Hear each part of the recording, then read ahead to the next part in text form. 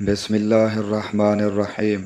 جابر بن عبداللہ رضی اللہ عنہما نے بیان کیا کہ رسول اللہ صلی اللہ علیہ وآلہ وسلم ہمیں اپنے تمام معاملات میں استخارہ کرنے کی اسی طرح تعلیم دیتے تھے جس طرح قرآن کی کوئی صورت سکھلاتے۔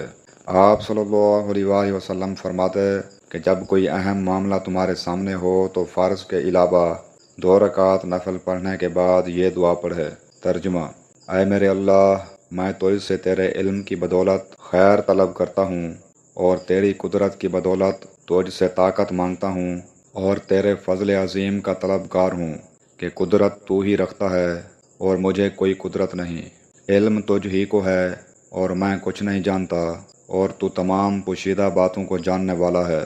اے میرے اللہ، اگر تو جانتا ہے کہ یہ کام جس کے لیے استخارہ کیا جا رہا ہے میرے دین دنیا اور میرے کام کے انجام کے اعتبار سے میرے لیے بہتر ہے، یا آپ صلی اللہ علیہ وآلہ وسلم نے یہ فرمایا کہ میرے لیے وقتی طور پر اور انجام کے اعتبار سے یہ خیر ہے، تو اسے میرے لیے نصیب کر اور اس کا حصول میرے لیے آسان کر، اور پھر اس میں مجھے برکت عطا کر۔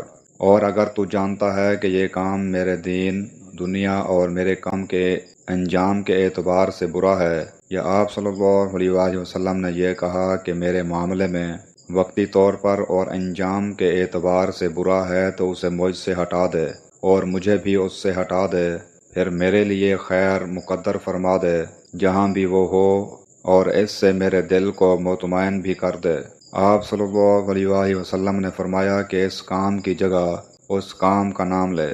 صحیح بخاری، حدیث نمبر 1162۔ حضرت ابو ہریرہ رضی اللہ عنہ سے روایت ہے کہ نبی کریم صلی اللہ علیہ وآلہ وسلم نے فرمایا کہ 3 مسجدوں کے سوا کسی کے لیے کجاوے نہ باندھے جائیں، یعنی سفر نہ کیا جائے۔